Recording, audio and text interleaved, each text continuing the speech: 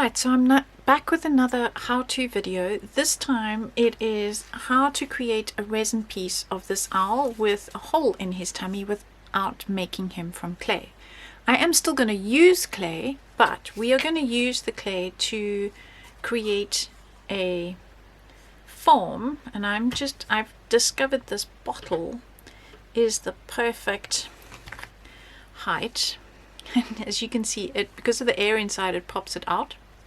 And I'm just using clay to do this, and I have made myself a nice little round disc that I'm just going to tidy up and make nice and smooth, as tidy as I can, really, along this edge. And you can do that by rolling it along here. It is ever so slightly smaller than the clock, so I'm just gonna give it a bit of a tap and flatten it a little so that it is slightly bigger, and then I'm gonna squish it in place on my owl so that it fills up to the edges of that circle. Then I'm just going to tidy that up. And so now that I have done that, I am going to use my scale and a cup and my 2-minute resin. This is a local resin that I get here in Germany. I just want to shake this one because it always settles.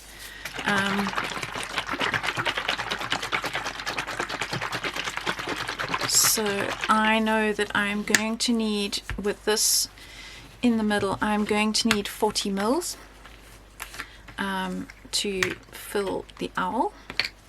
And so I always start with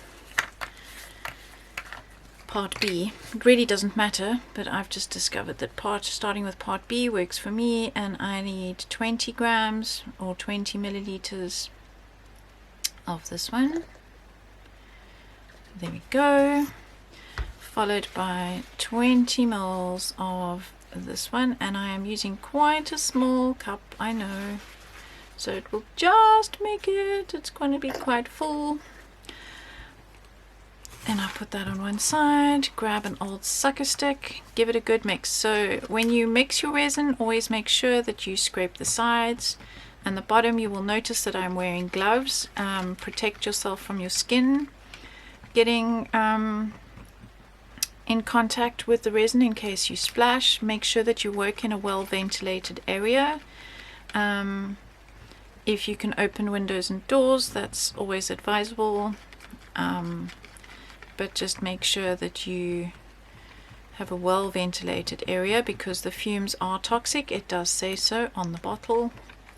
So if you have health issues, just make sure that you are well prepared. Okay, I can feel it starting to get hot, and I'm going to fill my mold.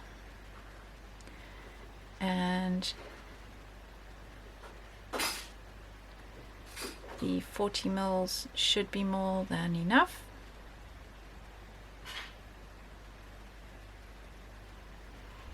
There we go. That's perfect.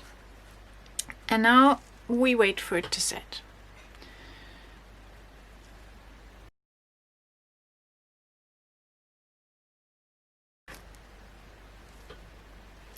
Right, now that this last bit has set, you'll have seen I poked it a few times. I poked the clay because I could see it was still a bit liquid around there. Oh, and these are just for propping up the mold so that it doesn't all run out, because of course when you're working with clay, it doesn't matter if everything's at an angle, it doesn't all run out. So it is still very hot, so be careful that you don't burn yourself, because the resin is a chemical reaction process. And here you can see that he has pulled out perfectly, and all I'm going to do now is just pop the clay out, literally pull the clay out like that, and he's done. And when he is completely hard and dry, I can sandpaper that edge away, and then this is reusable, so I will squish this all back up together and pop it back in its bag. It's as easy as that.